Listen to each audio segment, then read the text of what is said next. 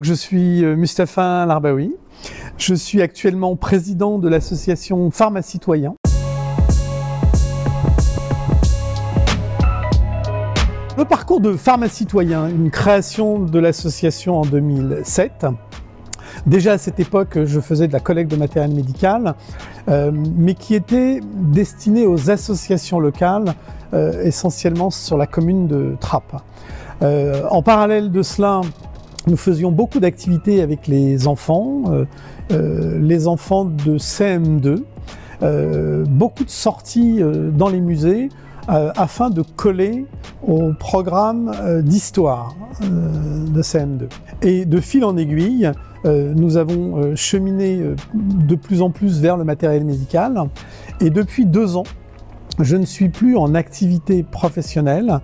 Donc cette fois-ci, je continue la distribution du matériel médical, mais je m'en occupe de A à Z.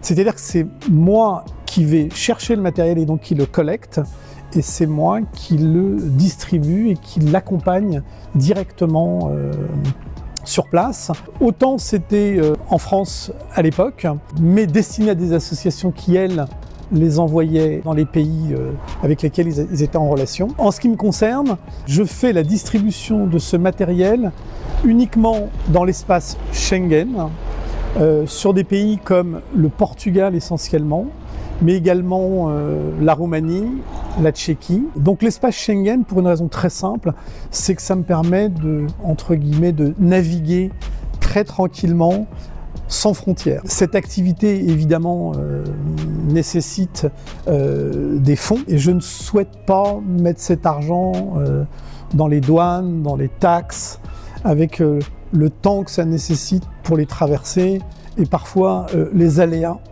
que ce soit en Europe ou que ce soit en Afrique. Il y a plusieurs objectifs.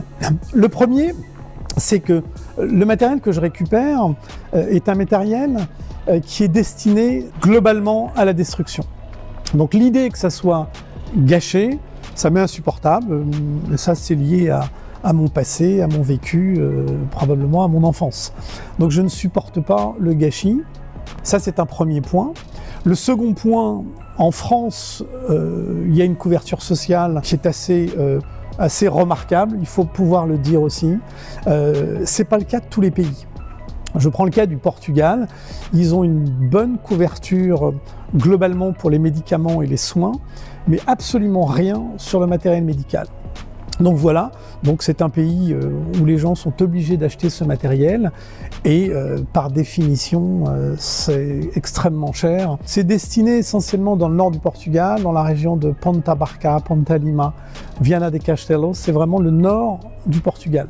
Donc ce sont ces deux objectifs majeurs. La vocation de Pharmacitoyen, c'est moi qui la dicte, puisque autant j'ai commencé à faire du don de matériel médical dès 2007, autant j'ai fait d'autres activités, donc j'avais également vocation, parce qu'on l'avait décidé au sein de l'association, pour le faire par exemple en travaillant avec des enfants.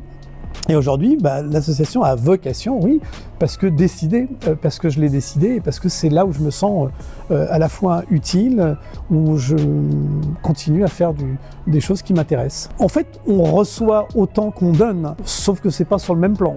On reçoit matériellement, on donne du matériel, mais on reçoit tellement humainement. Alors c'est à la fois les gens qui vont utiliser le matériel, mais ce sont également tous ceux qui sont autour des nécessiteux. C'est-à-dire ce qu'on appelle les aidants ici. Il y a de la même façon sur place des gens qui ont des besoins et les aidants autour. C'est toute cette communauté qui me fait plaisir à voir, avec lesquels maintenant j'entretiens d'excellentes relations et voilà, on se sent participer à une très belle aventure humaine.